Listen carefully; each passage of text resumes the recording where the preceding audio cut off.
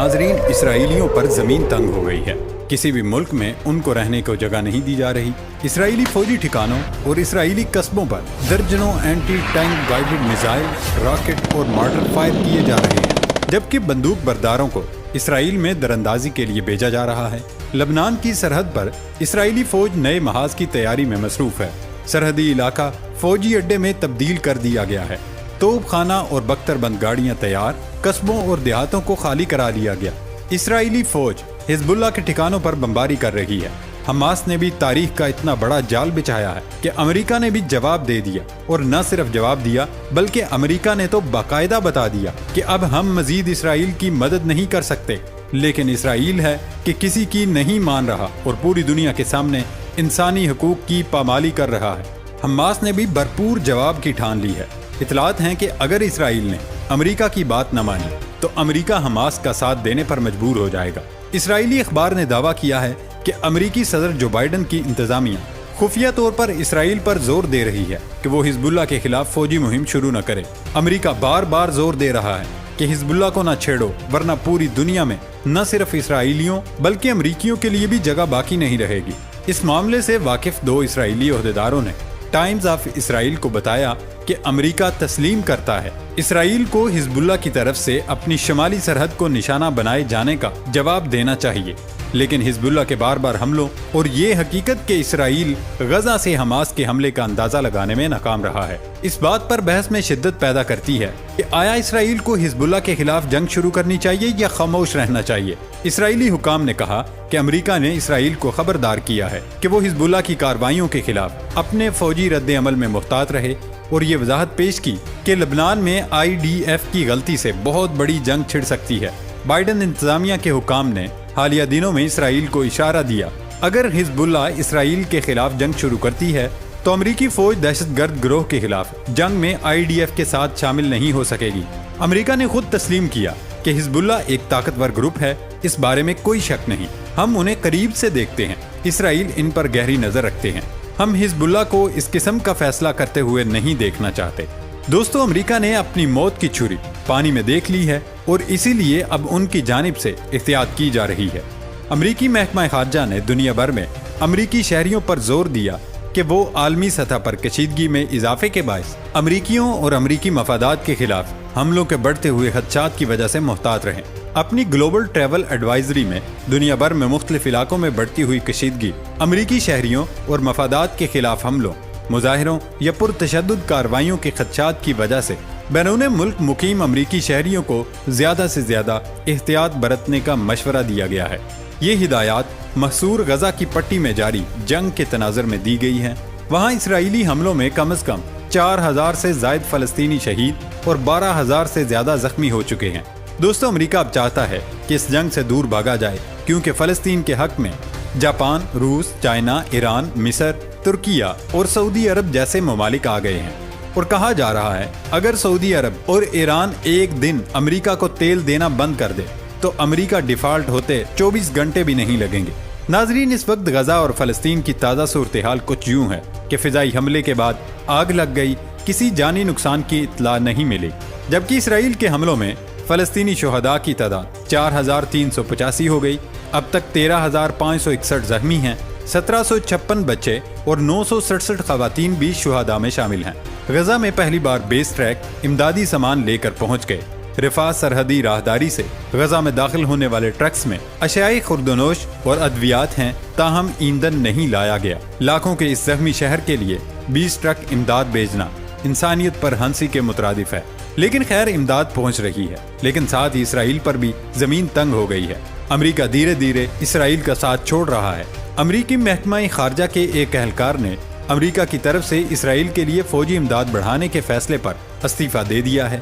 امریکی محکمہ خارجہ کے مستعفی اہلکار جوش پال کا کہنا ہے امریکی حمایت یافتہ غزہ جنگ اسرائیلیوں اور فلسطینیوں دونوں کے لیے مزید مصائب کا باعث بنے گی۔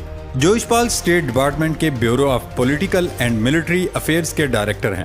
انہوں نے بدھ کو آن لائن شائع ہونے والے ایک نوٹ میں لکھا کہ صدر جو بائیڈن کی انتظامیہ وہی غلطیاں دہرا رہی ہے جو واشنگٹن کئی دہائیوں سے کر رہا ہے۔ انہوں نے لکھا کہ اسرائیل جو رد عمل دے رہا ہے وہ اس کے ساتھ اس رد عمل اور قبضے کے جمود کے لیے امریکی حمایت اسرائیل اور فلسطینی عوام دونوں کے لیے مزید اور گہرے مصائب کا باعث بنے گی۔ مجھے ڈر ہے کہ ہم وہی غلطی کو دہرا رہے ہیں جو ہم نے ان پچھلی دہائیوں میں کی ہیں، اور میں زیادہ دیر تک اس کا حصہ بننے سے انکار کرتا ہوں۔ بائیڈن انتظامیہ کی یک طرفہ اندھی حمایت ایسے پالیسی فیصلوں کی طرف لے جا رہی تھی جو کم نظر، تباہ کن، غیر منصفانہ اور ان اقدار کے خلاف تھے جن کی ہم عوامی طور پر حمایت کرتے ہیں۔ دوستو، جوش پال کسی حد تک درست بھی کہہ رہا ہے۔ یہ صرف ایک فوجی افسر ہی نہیں بلکہ امریکی کانگریس کے اراکین بھی بائیڈن کے خلاف سامنے آ گئے ہیں۔ امریکی کانگریس کے رکن راشدہ تلیب نے بائیڈن انتظامیہ پر فلسطینیوں کے خلاف نسل کشی کے لیے فنڈز فراہم کرنے کا الزام لگایا ہے اور غزہ میں اسپتال پر بمباری کی ذمہ داری اسرائیلی فوج پر ڈالی ہے۔ دوستو، امریکہ کے علاوہ اردن، لبنان اور مصر سے بھی اسرائیل کے لیے بری خبریں آ رہی ہیں۔ اسرائیل نے سنیچر کے روز اپنے شہریوں سے کہا کہ وہ مصر اور اردن کا سفر نہ کریں اور فوری طور پر ان ممالک سے جلد از جلد نکل جائیں۔ اسرائیلی قومی سیکورٹی کونسل کا یہ نوٹس اس وقت سامنے آیا جب اسرائیل نے حفاظتی اقدامات کے پیش نظر ایک دن قبل ترکی سے اپنے سفارتکاروں کو احتیاط کے طور پر واپس بلا لیا تھا۔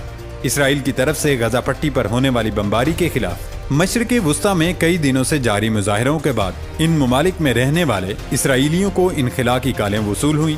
اس کے علاوہ اسرائیل نے فلسطینیوں پر بھی سختیاں بڑھا دی ہیں۔ اسرائیل نے حالیہ 2 ہفتوں کے دوران 5000 سے زائد فلسطینیوں کو گرفتار کیا، جس کے بعد اسرائیلی جیلوں میں اسیر فلسطینیوں کی تعداد 10,000 ہو گئی ہے۔ الجزیرہ کی رپورٹ کے مطابق 7 اکتوبر سے قبل اسرائیلی جیلوں میں تقریباً 5200 فلسطینی قید تھے۔ فلسطینی حکاموں کے مطابق قیدیوں کی تعداد اب 10,000 سے زیادہ ہو گئی ہے۔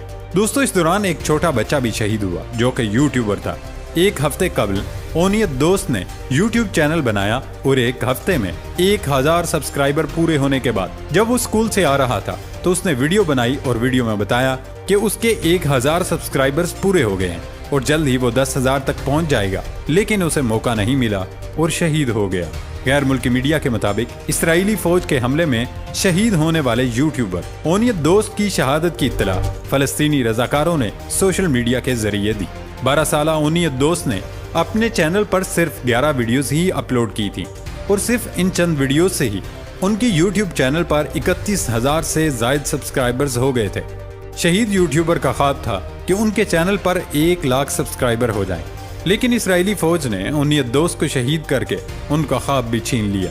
اس کے بعد ہیومن رائٹس واچ بھی متحرک ہو گیا۔ ہیومن رائٹس واچ نے امریکہ اور یورپ میں اس کے اتحادیوں پر غزہ پر اسرائیل کے حملوں کی مذمت کرنے میں ناکامی پر منافقت کا الزام عائد کیا۔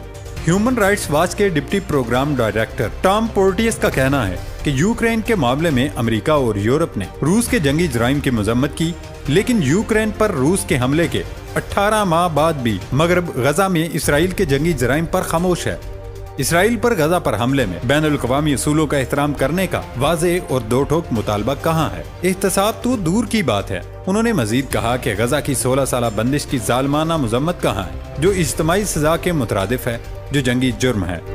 مغربی ریاستوں کی منافقت اور دوہرا معیار واضح ہے۔ ٹام پورٹیس نے کہا کہ بین الاقوامی انسانی قانون کا اطلاق تمام ریاستوں پر ہوتا ہے۔ ایک طرف سے ان قوانین کی خلاف ورزیاں دوسرے فریق کی طرف سے خلاف ورزیوں کا جواز پیش نہیں کرتی۔ دوسری جانب اسرائیل نے کہا کہ حماس کے زیر کنٹرول غزہ میں زمینی کارروائیوں سے پہلے مزید شدت سے بمباری کریں گے، جس پر اقوام متحدہ نے تباہ کن انسانی صورتحال پیدا ہونے کا خطرہ ظاہر کیا ہے۔ اسرائیلی فوج کے ترجمان ایڈمرل ڈینیل ہگاری نے کہا کہ بمباری کی شدت میں اضافہ ہوگا تاکہ زمینی کارروائی کے دوران فوجیوں کے لیے خطرے کو کم سے کم کیا جائے۔ آج سے ہم بمباری میں اضافہ کر رہے ہیں اور خطرے کو کم کر رہے ہیں۔ ہم بمباری میں اضافہ کریں گے، لہٰذا غزہ کے شہریوں سے کہتا ہوں وہ اپنی حفاظت کے لیے جنوب کی طرف منتقل ہو جائیں۔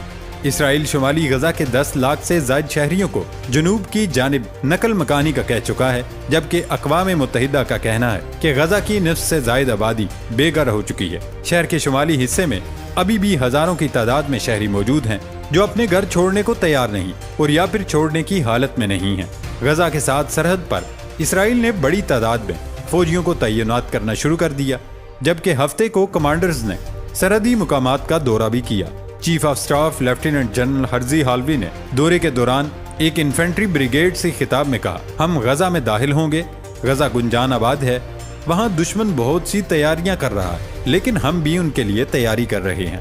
दोस्तों, इस वक्त जमीनी कार्रवाई के लिए इसराइल फौजियों को मुतअद्दिद मसाइल दरपेश हैं और मुमकिन तौर पर हमास की जानिब से बिछाए गए जाल और सुरंगों का सामना भी करना पड़ेगा। हमास की जानिब से 200 से जायद यरगमालियों का मामला भी जमीनी कार्रवाई के इक़दाम को मजीद पेचीदा कर सकता है। इन तमाम इक़दामात के बाद इसराइल और अमेरिका फिक्रमंद हो गए और ख़ास तौर पर इसराइल ने अपने लोगों को खामोश रहने और कहीं छुप जाने का कहा। कौमी सलामती कौंसिल का कहना है कि जिन ममालिक से गुरेज किया जाए उनमें मुत्तहिदा अरब अमारात और मालदीव शामिल हैं।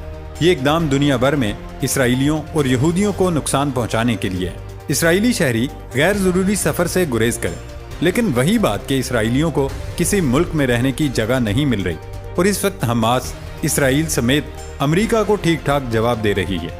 अमेरिका अब इसराइल से दूर जाने की कोशिशें कर रहा है और कई ममालिक इस सोच में लगे हैं कि इसराइल को ब्लैक लिस्ट कर दिया जाए ताकि इसराइल को अंदाज़ा हो कि उसने निहत्ते फ़लस्तीनियों पर हमले करके कितनी बड़ी गलती की है।